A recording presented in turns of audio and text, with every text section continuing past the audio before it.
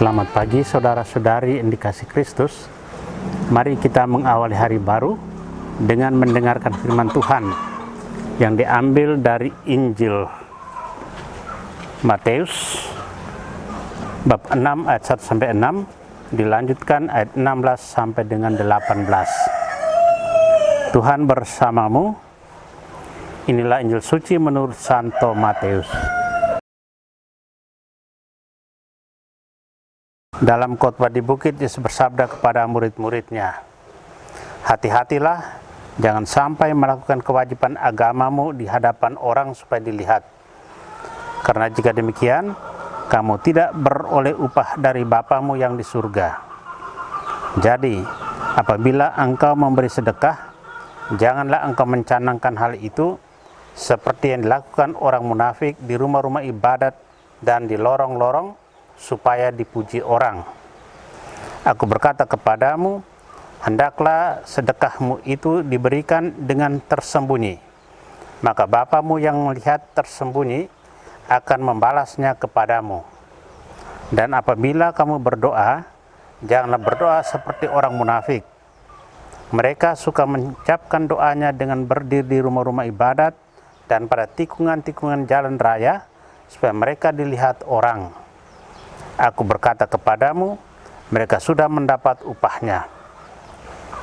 Tetapi jika engkau berdoa, masuklah ke dalam kamarmu, tutuplah pintu dan berdoalah kepada Bapamu yang ada di tempat tersembunyi.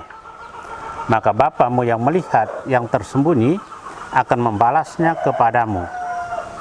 Dan apabila kamu berpuasa, janganlah muram mukamu seperti orang munafik. Mereka mengubah air mukanya supaya orang melihat bahwa mereka sedang berpuasa. Aku berkata kepadamu, mereka sudah mendapat upahnya. Tetapi apabila engkau berpuasa, minyakilah kepalamu dan cucilah mukamu supaya jangan dilihat orang bahwa engkau sedang berpuasa, melainkan hanya oleh Bapamu yang ada di tempat tersembunyi. Maka Bapamu yang melihat yang tersembunyi akan membalasnya kepadamu." Demikianlah sabda Tuhan. Saudara-saudari yang dikasihi Kristus, tema yang akan kita renungkan pada hari ini, koyakkan hatimu, jangan pakaianmu.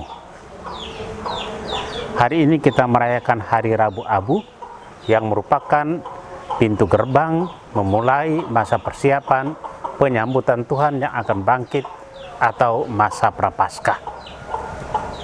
Kita ditandai dengan abu pada dahi untuk mengingatkan bahwa kita berasal dari debu dan akan kembali kepada debu. Itu adalah simbol pertobatan. Dalam Injil, Yesus mengemukakan agar dalam masa Prapaskah ini kita mengarahkan hati kepada Tuhan lewat berdoa, berpuasa, dan bersedekah. Hari ini kita masuki masa Prapaskah dengan menandai diri kita dengan abu, sebuah tanda pertobatan dan penyesalan atas segala dosa dan kesalahan. Tentu bukan abu di dahi yang menjadi penting, namun sikap tobat dan penyesalan yang ditandakannya. Rabu Abu yang kita mulai hari ini mengajak kita untuk bertobat dan menyesal atas dosa dan kesalahan kita. Rabu Abu membuka 40 hari masa tobat, pantang dan puasa, menyambut peringatan wafat dan kebangkitan Tuhan. Bukan upacara lahiriah yang penting untuk kita. Ada yang lebih penting mengisi sikap tobat dan puasa kita, adalah pembaharuan hidup, menata hidup menjadi lebih baik, dan juga kerelaan hati untuk berderma sebagai bentuk ungkapan rasa sesal dan tobat kita.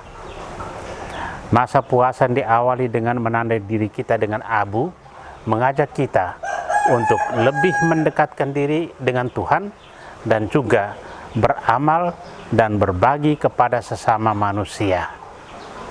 Saudara yang terkasih, 3 hal yang dianjurkan Yesus, berdoa, berpuasa, dan bersedekah. Dalam melakukannya harus dengan sukarela dan motivasi yang murni.